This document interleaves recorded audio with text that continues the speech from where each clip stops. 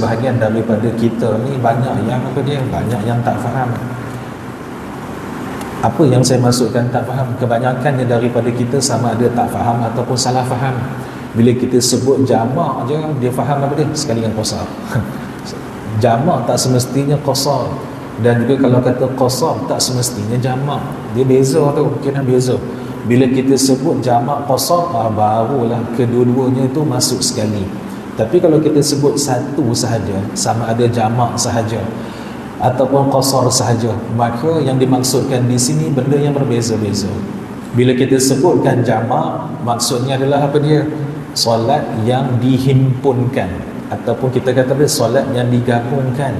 Kerana solat itu digabungkan lah. Seperti mana kalau kata kita melakukan permusafiran, maka kalau kata kita melakukan permusafiran, kita diberikan rukhsah, yakni keringanan. Yang kita diberikan rukhsah ataupun kita sebutkan sebagai keringanan lah. Boleh nak menghimpunkan ataupun menggabungkan dua waktu solat, yang mana kedua-dua solat tersebut boleh dilakukan pada awal waktunya ataupun pada akhir waktunya. Kalau buat pada awal waktunya, kita sebutkan sebagai jamak taqdim. Kalau kita buat pada akhir waktunya, disebutkan sebagai jamak takhir. Okey.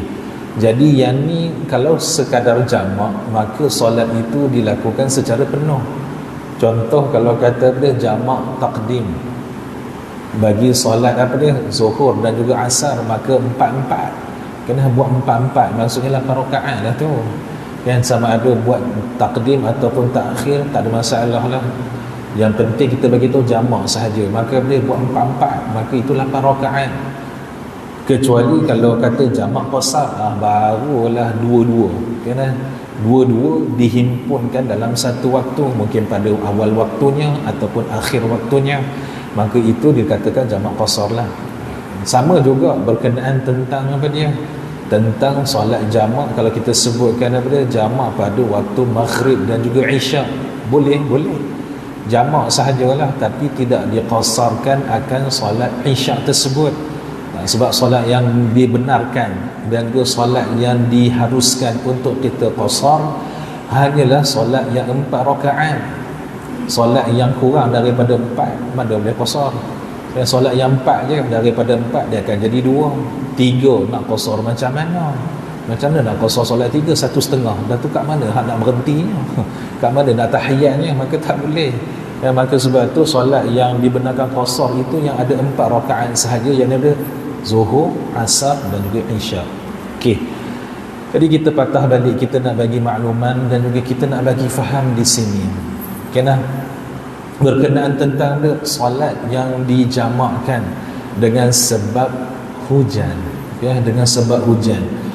Maka ini berdasarkan daripada hadis Nabi sallallahu alaihi wasallam yang mana diriwayatkan oleh Imam Bukhari dan juga Imam Muslim rahimahumallahu taala, an Ibni Abbas radhiyallahu anhuma annahu sallallahu alaihi wasallam shalla bil madinati 7 jami'an wa 8 jami'an az-zuhr wal 'asr wal maghrib wal 'isha. Berkenaan tentang hadis kelakuan Nabi sallallahu alaihi wasallam, yang mana hadis ini diriwayatkan oleh Imam Bukhari dan juga Imam Muslim muttafaqun alaih, daripada Sayyidina Ibnu Abbas radhiyallahu anhuma. Beliau berkata, sesungguhnya Nabi sallallahu alaihi wasallam pernah solat jamak. Nabi sallallahu alaihi wasallam pernah solat jamak di mana? Di Madinah. Nabi pernah buat solat jamak di Madinah. Cara macam mana Nabi SAW buat ni? Dengan cara Nabi melakukan solat 7 rakaat secara jamak, dan juga Nabi melakukan solat 8 rakaat secara jamak. Solat 7 rakaat secara jamak, solat 8 rakaat secara jamak. Yakni solat zuhur dan juga asar. Itu 8 tu. 4 tambah 4 jadi 8. Kerana solat zuhur dan juga solat asar dijamakkan, jadilah 8. Dan juga solat maghrib dan juga isyak, yakni solat maghrib jamak dengan isyak, jadilah 7 rakaat. Okey.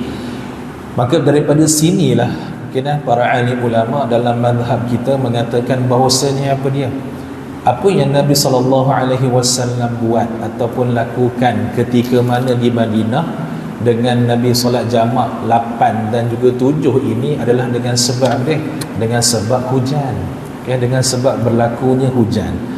Maka di sini kita nak bagi faham beberapa perkara, nak bagi faham beberapa perkara yang mana pada perkara-perkara ini yang kita sebutkan sebagai apa dia, syarat-syarat.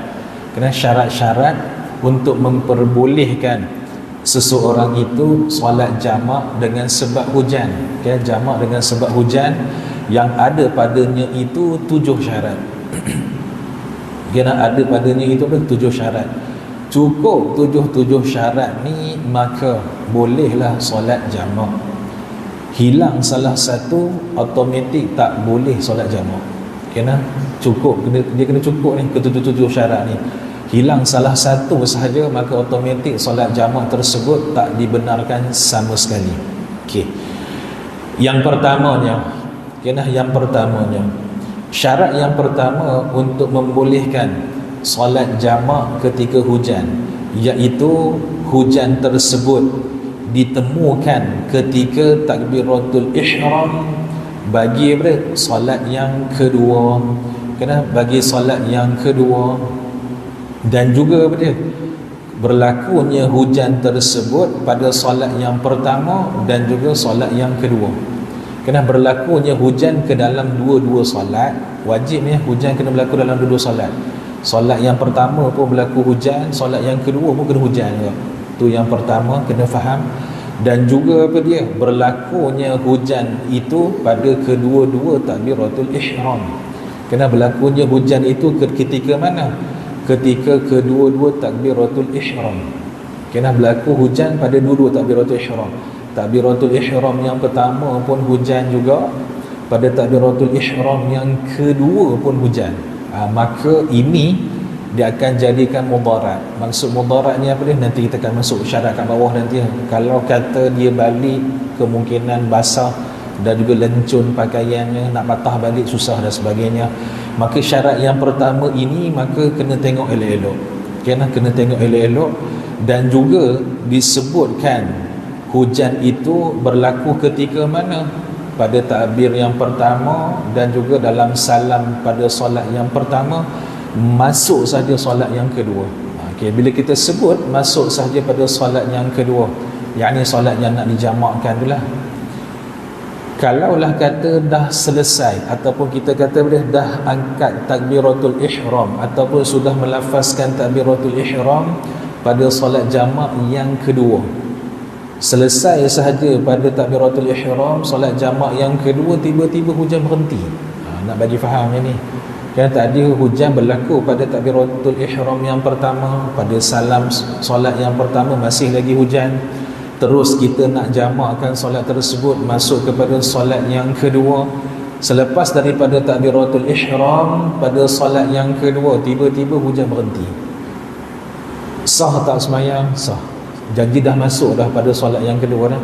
Syaratnya dah masuk pada takbiratul ihram pada solat yang kedua. Kena faham mana-mana solat ketika mana sudah selesai ataupun sudah sempurnanya takbiratul ihram, maksudnya kita dah mula pada solat tersebut.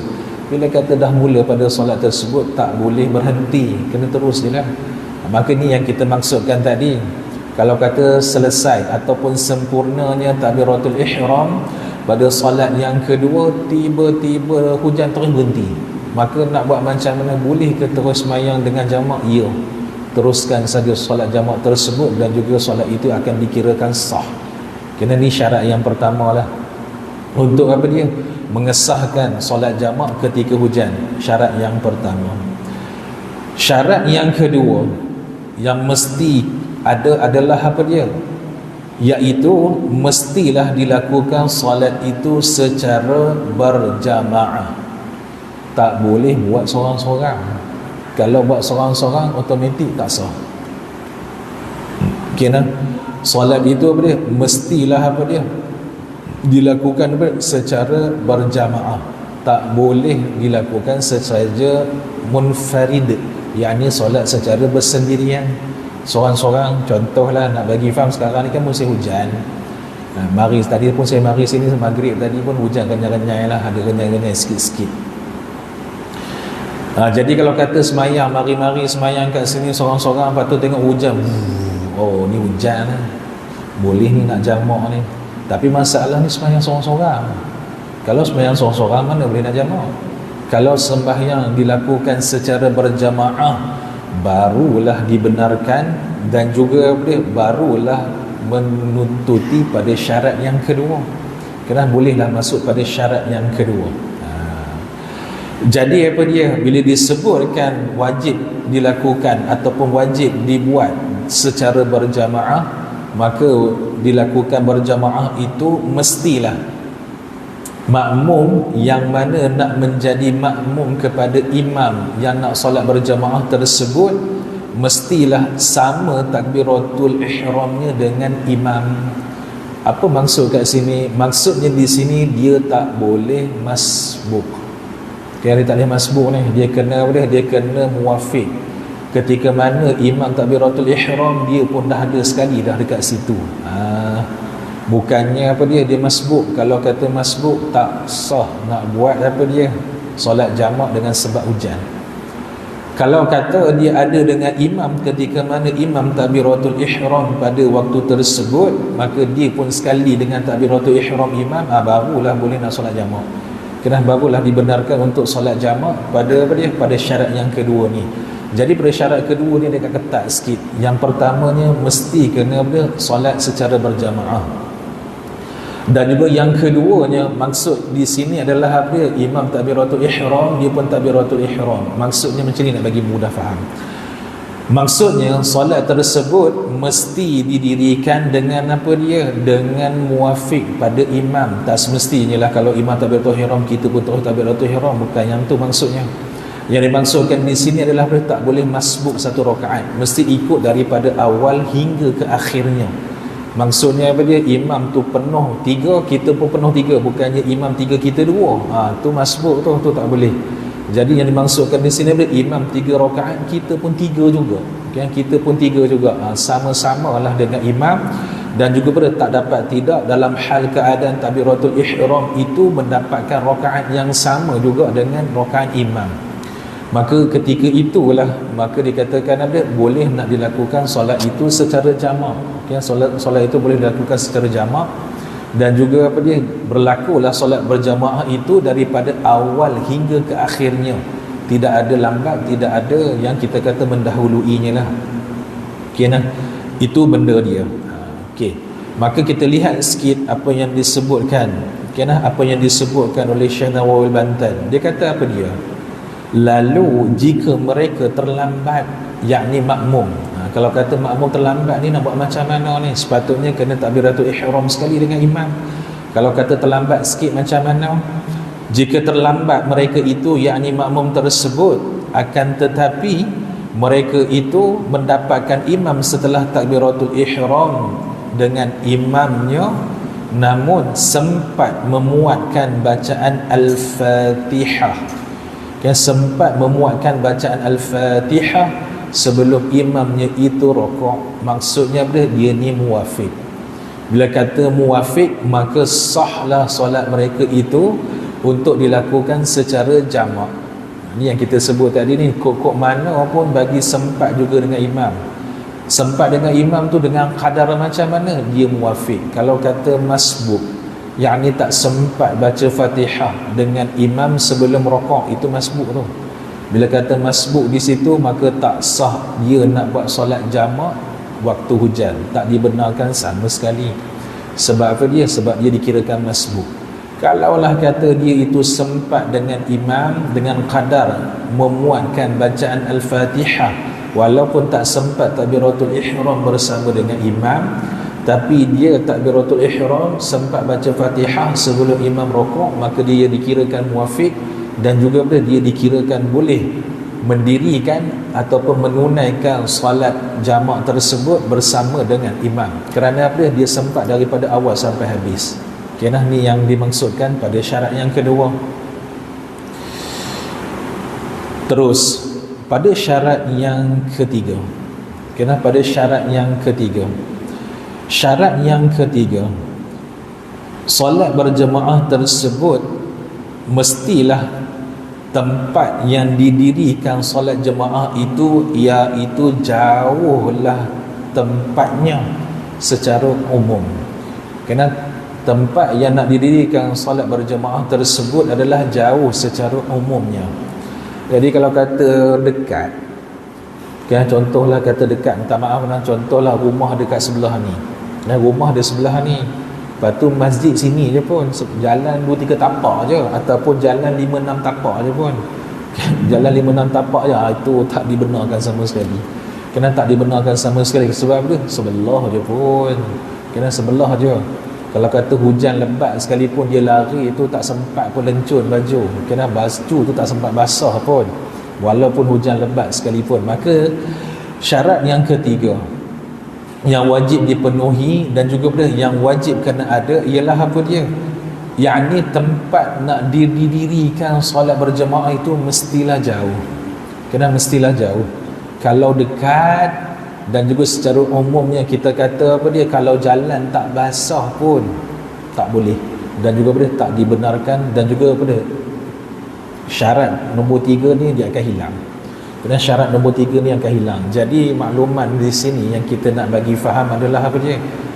Masjid ataupun surau ataupun musalla, tak kisahlah mana-mana lah, masjid ke, surau ke, musalla ke, janji tempat yang didirikan solat berjemaah itulah tempatnya itu jauh secara umumnya, jauh secara umumnya, yang mana menyebabkan dia itu perlu takalluf. Takalluf maksudnya susah payah lah, susah payah untuk sampai ke masjid tersebut. Maka pada waktu itu barulah memenuhi akan syaratnya. Syarat mana? Syarat yang ketiga ni lah. Kena penuhi syarat yang ketiga, mesti jauh. Kalau dekat tak sah, kecuali kena ada kecuali sikit ni. Kecuali kepada siapa? Kecuali kepada imam. Kena kecuali kepada imam, khas untuk imam sahaja. Untuk makmum mesti kena jauh. Untuk imam ni contohlah kita nak bagi faham. Kadang-kadang imam tu, yakni imam yang bertugas lah, kadang-kadang imam yang bertugas tu dia duduk tepi masjid je pun. Kerana dia duduk tepi masjid je. Akan tetapi makmum-makmum yang hadir untuk mendirikan solat berjemaah tersebut, kesemuanya itu duduk jauh-jauh lah kau. Kan semua duduk jauh-jauh. Perjalanan itu ambil masa sampai pada 20 minit ataupun setengah jam dan sebagainya. Maka jauh ni, perjalanan yang sangat jauh. Tapi imam duduk tepi masjid je. Imam boleh tak nak buat solat jamak? Boleh. Kerana apa dia? Kerana ada permasalahan kepada para makmum yang mana mengikuti akan solat berjemaah tersebut. Kerana para makmum yang mana jadi masyaqqah ataupun menjadi satu darurah kepada makmum yang terpaksa mengambil perjalanan yang jauh. Kerana 20 minit, 30 minit perjalanan yang jauh lah tu, 20 minit, 30 minit tu dah kira jauh lah tu. Dan dah kira jauh daripada segi uruf lah. Kalau kata kena hujan mesti basah ni, mesti basah. Maka imam tadi ni walaupun dia duduk tepi daripada masjid, boleh tak dia nak solat jamak? Boleh. Dengan sebab apa dia? Dia nak mengimamkan akan makmum yang duduk semua jauh-jauh. Okey. Jadi kat sini kita nak bagi faham sikit satu perkara. Ada ke makmum duduk jauh-jauh, imam duduk dekat? Ada. Kat Malaysia mungkin kita tak pernah berlaku lah, ataupun kat Malaysia sekarang ni susah lah nak berlaku keadaan macam ni. Tapi saya bagi tahu seperti mana saya jadi imam lah. Kita pernah jadi imam dekat Jepun. Saya pernah jadi imam kat Jepun. Jadi jemaah untuk dirikan solat Jumaat, diorang datang perjalanan yang sangat-sangat jauh. Ada yang perjalanan sampai 2 jam, ada yang perjalanan sampai 3 jam. Bahkan saya pernah sembang dengan orang daripada Afrika. Saya tanya dia daripada mana, dia duduk satu kawasan yang sangat jauh. Dia cakap pun kita tak tahu dah kawasan tu belah mana. Dia kata perjalanan dia ambil masa 3 jam setengah ke 4 jam sebab nak mari sembahyang Jumaat saja. Jauh tu, sangat-sangat jauh. Kita duduk kat masjid tu apa, tumpang masjid tu je, tempat ada bilik kecil, tumpang situ kan. Jadi kita duduk tepi tu je. Cuma makmum-makmum yang hadir semua jauh-jauh. Ya, semua jauh-jauh. Kalau nak solat Jumaat lah, kalau kata nak solat fardu biasa tu ada je yang dekat-dekat. Tapi kita nak bagi faham ada yang jauh-jauh ni. Ada yang makan masa 2 jam, 3 jam, bahkan ada sampai 4 jam pun ada. kan terlalu jauh. Sebab apa dia? Nak datang mendirikan solat Jumaat. Maka dengan keadaan demikian, contoh kalau kata jadi imam pada waktu tersebut berlakunya hujan, boleh lah tu. Dia cukup pada syarat yang ketiga itu cukup, kan, memenuhi pada syarat yang ketiga. Makmum-makmumnya itu ramai yang jauh-jauh, kerana makmum-makmumnya itu ramai yang jauh-jauh, maka imam rawatib di situ bolehlah dia melakukan solat jamak meskipun dia dekat, kan, meskipun dia dekat. Itu pada syarat yang ketiga. Pada syarat yang keempat, pada syarat yang keempat, iaitu bagi orang yang mana hendak berulang-alik mendirikan solat berjamaah tersebut akan mengalami gangguan, kerana akan mengalami gangguan ataupun mengalami masyaqqah, kesusahan, kepayahan dengan sebab hendak datang ulang-alik ke masjid ataupun ke surau ataupun ke musalla, yang mana masjid ataupun musalla tersebut nak dirikan solat berjamaah. Macam kita sebutkan tadi lah, nak mari sampai setengah jam, nak balik pula setengah jam, dan kemudian perjalanan itu boleh menyebabkan basahnya pakaian, dan juga lencunnya pakaian, ataupun boleh menyebabkan pakaian itu berlumuran dengan lumpur-lumpur. Pakaian itu berlumuran dengan lumpur-lumpur. Dekat sinilah kita nak bagi faham beberapa perkara yang disebutkan oleh Syekh Nawawi Al-Bantan dalam kitabnya lah Kasyifatus Sajjah. Dia bagi tahu di sini beberapa perkara yang kena ambil perhatian. Bagi syarat yang keempat ini adalah bagi orang yang mana hendak berulang-alik tersebut akan berlakulah gangguan ataupun kesusahan, kena kemudaratan kepadanya ketika mana dia nak berulang-alik kepada masjid yang mana nak didirikan solat berjamaah tersebut. Maka benda ini juga tak berlaku kepada kita ni, kan? Benda ni tak berlaku kepada kita. Kerana apa saya kata tak berlaku kepada kita? Satu, sebabnya kita duduk dekat dengan masjid. Itu sebab yang pertama lah. Maka syarat yang ketiga tu dah gugur, kita sebut pada syarat yang keempat. Syarat yang keempat, yakni berlakunya masyaqqah ataupun kesusahan ataupun kepayahan untuk dia ulang-alik ke masjid ataupun surau ataupun musalla yang didirikan solat Jumaat tersebut, yang menyebabkan boleh basah lencun ataupun kotornya pakaian. Jadi kita ni kat Malaysia ni, kalau hujan lebat sekalipun nak datang ulang-alik kat masjid, ada kereta. Bila kata ada kereta, basah tak pakaian kita? Tak basah. Paling-paling pun keluar sekejap lah daripada kereta tu, sambil-sambil nak buka payung tu adalah basah sikit-sikit. Maka itu tak disebutkan sebagai salah satu masyaqqah, dan tak disebutkan sebagai salah satu kesusahan. Ataupun seperti mana beberapa jemaah lah, kalau dekat masjid rumah saya tu, kita rumah dekat dengan masjid juga, dan juga jiran-jiran yang lain mana dekat dengan masjid, ketika mana berlakunya hujan, biasanya naik motor pakai payung, kan? Naik motor sebelah rem, sebelah lagi pakai payung. Maka basah tu basah juga, tapi basah yang sikit-sikit, kena basah yang sikit-sikit. Maka itu juga akan mengangkat ataupun menghilangkan syarat yang keempat. Kerana basah sikit-sikit je pun, kena basah sikit-sikit je pun, dan juga tak kena sebarang lumpur ataupun kotoran pun, maka pun tidak cukup juga pada syarat yang keempat ini.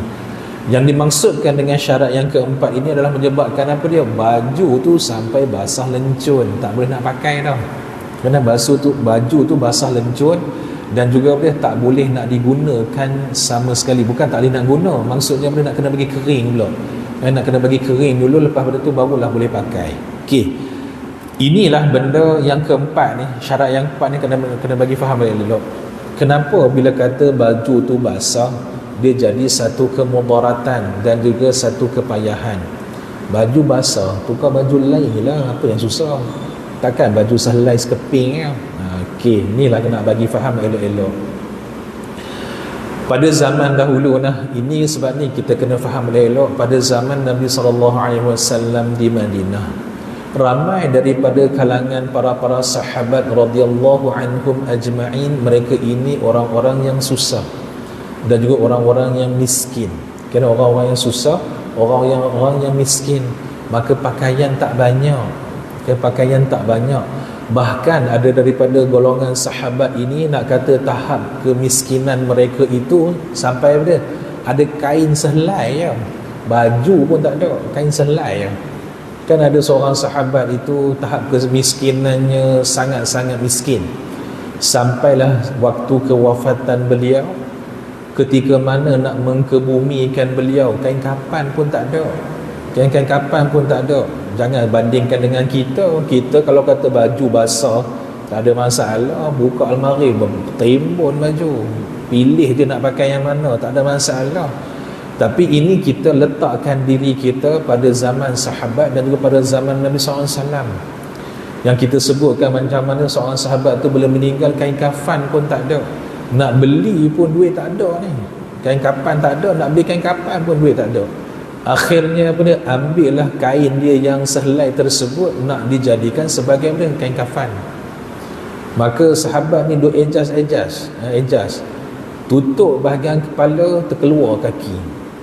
Ialah orang miskin, kain kapan pun tak ada keselai sekeping ataupun kita kata selai kain tu sahaja yang ada. Tutup bahagian kepala, terkeluar kaki. Tutup bahagian kaki, terkeluar kepala. Nak bagi tahu apa dia? Susahnya dan juga miskinnya. Tak ada pakaian lain, yang tu dia ada. Akhirnya apa dia? Mereka bertemu dengan Nabi SAW, tanya dengan Nabi, nak buat macam mana ni dengan sahabat seorang ni? Semua dah siap dah ni, tinggal nak kafan je. Tapi masalah kain kafan tak ada. Semua tak mampu nak beli, nak apa dia? Infakkan pada sahabat ni, semua miskin. Dia ada kain selai je. Tutup kepala, keluar kaki, tutup kaki, keluar kepala. Nak tutup macam mana ni? Akhirnya Nabi kata apa dia? Tutuplah bahagian kepalanya dan juga bahagian kakinya itu, ambil rumput, tutup dengan rumput. Sampai tahap macam tu sekali dah. Nak bagi tahu miskinnya para sahabat. Tapi iman diorang, solat diorang, iwan lah. Tak boleh lawan kita. Memang tak boleh lawan sampai bila-bila. Nak bagi tahu tahap macam ni. Maka inilah yang disebutkan pada syarat yang keempat. Bila kata hujan itu boleh menyebabkan apa dia? Boleh menyebabkan basahnya pakaian, boleh menyebabkan apanya? Mungkin kotornya akan pakaian tersebut, ataupun boleh menyebabkan pakaian itu terkena lumpur, yang menyebabkan nanti tidak ada pakaian yang lain yang boleh ditukar untuk hadir solat berjamaah pada waktu yang keduanya. Maka dengan sebab itu dibenarkan untuk apa dia? Seseorang itu menjamakkan akan solatnya. Ini syarat yang keempat ni lah, yang mana menyebabkan pakaian itu basah, lencun dan juga mungkin kotor, ataupun mungkin boleh terkena lumpur-lumpur, yang menyebabkan apa dia? Perlu menukarkan pakaian, yang mana mereka ini tidak ada pakaian yang lain kecuali hanya apa dia? Sepasang itu sahaja. Ini syarat yang keempat. Syarat yang kelima, syarat yang kelima iaitu apa dia? Mestilah dilakukan solat jamak ini dengan apa dia? Dengan tertib. Bila dimaksudkan dengan tertib di sini adalah apa dia? Solat yang dilakukan secara jamak ini mestilah dilakukan dengan jamak takdim sahaja.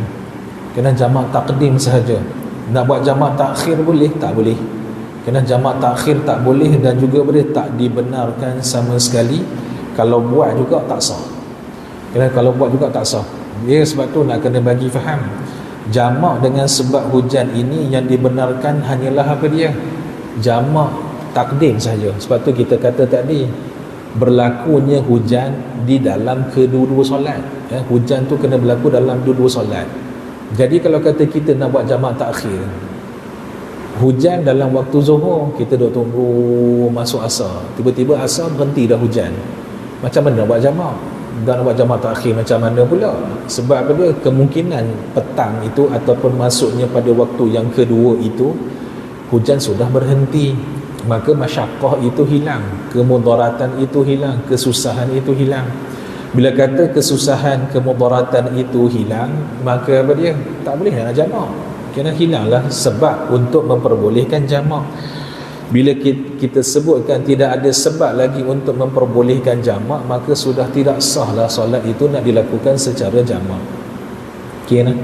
Maka pada syarat yang kelima ini mestilah tertib, yakni bertertib pada jenis jamak takdim. Kerana jenis jamak takdim maksudnya berlaku pada awal waktulah. Kalau kata zuhur dan juga asar, maksudnya hujan itu berlaku dalam waktu zuhur. Dan juga ketika mana solat zuhur tersebut, di situlah di situlah berlakunya berlakunya syarat untuk memperbolehkan seseorang itu menjamakkan solatnya tersebut dengan sebab hujan. Ataupun seperti mana berlaku pada waktu maghrib, kerana seperti mana berlakunya pada waktu maghrib. Bila kata berlakunya pada waktu maghrib, maka hujan itu lebat, kerana hujan itu lebat yang mana boleh menyebabkan basahnya pakaian dan sebagainya. Maka situlah boleh nak buat solat jamak ketika hujan. Okey.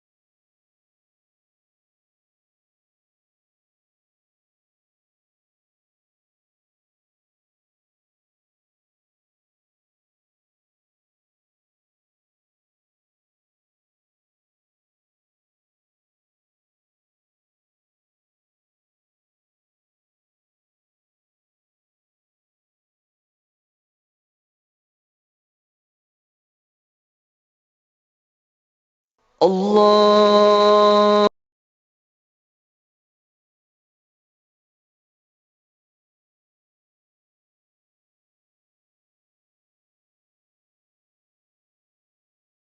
Sambung dengan solat yang kedua itu terus tak boleh nak disambung. Kan terus tak boleh sambung tu. Kalau sambung juga tak sah pun. Kan kalau sambung sekalipun tidak sah. Sebab tu nak kena faham, bagi orang yang nak solat jamak ni bolehlah jamak, tak ada masalah pun. Tapi nak kena faham ni bukan jamak hujan lah, kita sebut umum ni. Mana-mana solat jamak sama je. Solat jamak sama ada dalam permusafiran ataupun dalam masalah jamak hujan ni benda yang sama. Dia kena muwalah lah, mesti muwalah. Jangan lebih daripada 3 ke 4 minit daripada solat yang pertama. Kalau kata dah lepas 3 ke 4 minit baru nak bangun, baru nak dirikan solat yang kedua ataupun baru nak sambung solat yang kedua, nescaya tidak sah. Tak sah. Jadi nak buat macam mana ni? Ni contohlah nak bagi faham. Ni kalau dalam waktu permusafiran ni bukan masalah hujan ni. Kalau kata dalam masalah permusafiran, kita dah niat, dah selesai pada solat yang pertama. Solat yang pertama tu dah selesai, tapi kemungkinan kita ikut imam, Imam tu duduk berzikir, kita pun ikut zikir. Imam doa, kita pun ikut imam doa. Dia dah lebih dah ni, dah lebih daripada 3 ke 4 minit. Kemudian barulah kita nak bangun, ataupun kemudian baru kita nak sambung solat yang kedua. Nescaya tak boleh sambung. Akan tetapi kena faham macam ni, bila kita sebutkan tak boleh nak sambung, bukan bermakna solat yang pertama tu tak sah. Tak. Solat yang pertama tu dah sah dah. Kerana solat yang pertama itu sudah sah. Yang dimaksudkan tak boleh sambung itu adalah dia tak boleh nak jamak dah. Sebab dia tidak melakukannya muwalah, tak berkesinambungan. Maka nak buat macam mana? Solat yang kedua tu jangan dibuat, tunggu nanti masuk kepada waktunya. Yakni dia tunggulah masuk kepada waktu, mungkin waktu asar ke, ataupun mungkin masuk pada waktu isyak. Masuk waktu asar ataupun masuknya pada waktu isyak nanti, maka dirikanlah solat pada waktunya. Sama ada nak qasar tak nak qasar tu terpulang. Kena nak qasar tak nak qasar terpulang. Ini masalah berkenaan tentang apa dia? Tentang bagi orang yang kita mungkin sebutkan musafir lah. Dan juga nak qasar tak qasar tu kena musafir. Syarat seseorang itu boleh mengqasarkan solatnya mesti musafir. Kalau tak musafir tak boleh qasar sama sekali. Ini dalam mazhab kita lah. Kita tak sebut dalam mazhab lain. Kita sebut dalam mazhab kita saja. Mazhab kita syarat nak qasar mesti musafir, yang mana permusafirannya itu lebih daripada 2 marhalah, yakni 81 km ke atas. Kena 81 km ke atas lah kalau ikut fatwa yang terbaru, 81 km ke atas. Kalau ikut fatwa lama 90 km ke atas. Bahasa mudah tak apalah, kita ambil je fatwa yang terbaru 81 km lah. 81 km ke atas dengan sebab permusafiran tanpa maksiat, maka apa dia boleh nak qasar. Tapi kalau kata masalah hujan ni, dia tak sampai pun kan, jarak tu tak sampai, maka ada syarat yang lain yang kita duk sebut pada tadi lah, 1 sampai nombor 6 ni dah. Yang nombor 6 ni itu adalah pemualah nah, mualah, mesti mualah. Maksudnya mesti berkesinambungan solat yang pertama dengan yang kedua. Syarat yang ketujuh, akhir kita nak tutup di sini. Syarat yang ketujuh untuk memperbolehkan seseorang itu solat jamak dengan sebab hujan adalah apa dia? Berniat menjamakkan solatnya. Kena berniat menjamakkan solatnya. Jadi di sini kita nak bagi faham elok-elok. Bila kata seseorang itu nak niat jamak, mestilah pada mana? Pada solat yang pertama. Kena niat jamak itu dalam solat yang pertama. Sebab nak buat jamak takdim tadi kan, jadi niat jamak itu dalam solat yang pertama. Tapi kena faham lah, bila kita sebutkan nak niat dalam solat yang pertama, dia tidak wajib dalam takbiratul ihram. Kena jamak takdim ni, dia tak wajib pun dalam takbiratul ihram. Sunat menyertai dalam takbiratul ihram. Dia tak wajib pun. Kena sunat menyertai dalam takbiratul ihram. Jadi maksudnya apa dia? Kena maksudnya macam ni. Kalaulah kata niat nak jamak takdim sebelum bagi salam pun boleh, boleh. Kena boleh dan juga masih dibenarkan. Tapi pada solat yang kedua, solat yang kedua tak boleh kan? Solat yang kedua mesti kena ada niat pada takbiratul ihram. Yang kedua dia tu mesti kena ada lah. Yang ini mesti kena ada niat untuk menjadi imam maupun makmum, barulah sah solatnya lah. Jadi kat sini kita sebutkan tadi berniat lah, berniat menjamakkan solat, yakni pada solat yang pertama. Walaupun sebelum salam boleh nak niat jamak takdim, boleh. Sebab dia tak wajib dalam takbiratul ihram. Sunat dalam takbiratul ihram dia tak wajib lah. Berbeza dengan niat qasar. Kalau qasar mesti dalam takbiratul ihram, tak boleh selepas daripada takbiratul ihram. Jamak tak apa selepas takbiratul ihram sah. Tapi kalau kata nak niat qasar, mesti dalam takbiratul ihram. Siapa yang tidak meniatkan qasar dalam takbiratul ihram, tak sah. Yang tidak sah solatnya, yang mana dia nak dirikan ataupun yang mana dia nak tunaikan secara qasar. Tak boleh kan? Qasar mesti dalam takbiratul ihram. Jamak sunat dalam takbiratul ihram. Yang ni kita sebutkan ni, kok mana pun dia mesti ada meniatkan dengan niat jamak, yakni jamak takdim lah dalam solat yang pertamanya, meskipun walaupun sebelum sedikit daripada salam boleh. Yang boleh. Maka nanti pada rakaat yang rakaat lah, minta maaf, pada solat yang keduanya, maka dia akan berniat dengan niat daripada imam maupun makmum dalam takbiratul ihramnya secara wajib. Kena ni. Maka ini ketujuh-tujuh syarat yang mana hendak diperbolehkan ataupun yang diharuskan bagaimana seseorang itu mendirikan solat secara jamak dengan sebab hujan, bukan qasar lah, jamak sahaja, jamak dengan sebab hujan. Okay, jadi insya-Allah taala nanti pada bulan depan kita akan sambunglah pada matan ataupun pada huraian berkenaan tentang dan mengikut ia akan seorang yang sembahyang pada satu rukun tanpa berniat menjadi makmum, maka solatnya itu akan batal. Ini yang kemudianlah kita akan bawa insya-Allah. Moga-moga apa yang disampaikan bermanfaat dan juga kita dapat ambil istifadah bersama dan juga kita boleh sampaikan kepada yang lain insya-Allah. Jadi itu tutup majlis kita dengan tasbih, kifarah dan surah Al-'Asr. Subhanallah wa bihamdih, subhanakallahumma wa bihamdika, asyhadu an la ilaha illa anta, astaghfiruka wa atubu ilaih. Bismillahirrahmanirrahim. Wal 'asr innal insana lafi khusr illa alladhina amanu wa 'amilus salihati wa tawasaw bil haqqi wa tawasaw bis sabr. Amin ya rabbal alamin. Assalamualaikum warahmatullahi taala wabarakatuh.